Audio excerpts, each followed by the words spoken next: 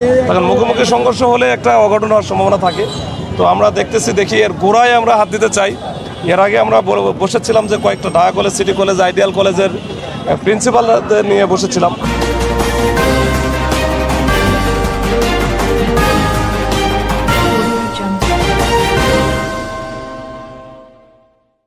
আমরা এই মুহূর্তে সায়েন্স ল্যাবে অবস্থান করতেছি।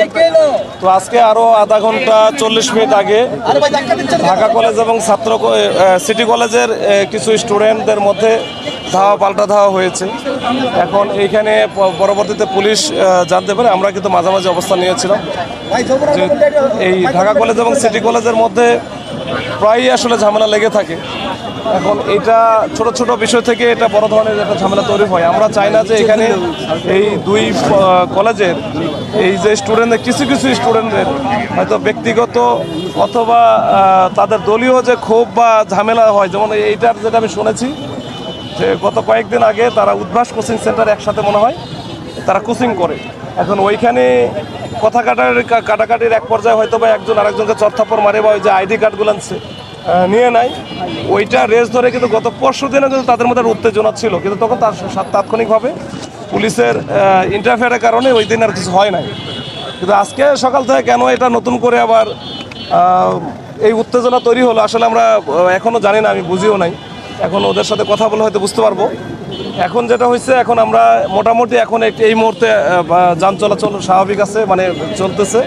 এখন আমাদের পুলিশও আমরা মাঝামাঝি অবস্থানে নিয়েছি যেন ঢাকা কলেজ বা সিটি কলেজের কেউ যেন এদিকে না আসে, মুখোমুখি সংঘর্ষ যেন না হয়। তখন মুখোমুখি সংঘর্ষ হলে একটা অঘটন হওয়ার সম্ভাবনা থাকে। তো আমরা দেখি এর গোড়ায় আমরা হাত দিতে চাই।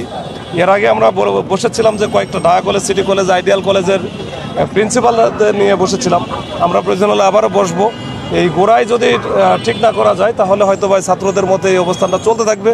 এই মাঝে মাঝে বা পাল্টা ধাওয়া হবে, তাদের মধ্যে আহত বা গুরুতর আহত অথবা বড় ধরনের ঘটনা ঘটতে পারে, এইটা আমরা এড়াতে চাই। এখন এটা আমি একটু বলেছি,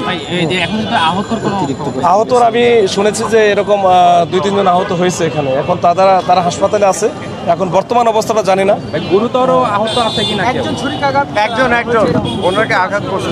আসলে আমরা এইটা কোনো না জেনে আসলে বলতে পারতেছি না। আমি এটা ডিটেলসটা জেনে তারপর বলতে পারবো। আরেকটা বিষয়, যেহেতু 12টা থেকে সংঘর্ষ শুরু হয়েছে এবং দফায় কিন্তু কয়েকবার হয়েছে, পরবর্তীতে যাতে না হয় আপনাদের প্রস্তুতি কেমন? আমার প্রস্তুতি এখন যে আমি কন্ট্রোল থেকে আমাদের আরও ফোর্স নিয়ে আসতেছি। আমাদের অলরেডি এখানে প্রায় 40-80-100-র মতো ফোর্স আছে, আরও নিয়ে আসতেছি যেন ওই ইয়েটা না থাকে। আর আমি নিজেও ঢাকা কলেজে যাব, গিয়ে ওখানে প্রিন্সিপালের সাথে এখনই কথা বলে আমি হয়তো বা ওরা যেন না বের হয়। তো এক পক্ষ যদি না বের হয় তাহলে হয়তো উত্তেজনা আস্তে আস্তে কমে যাবে। আর এই পক্ষ তো ভিতরে ঢুকে গেছে সিটি কলেজ, তো ওইটাই আমরা চাচ্ছি।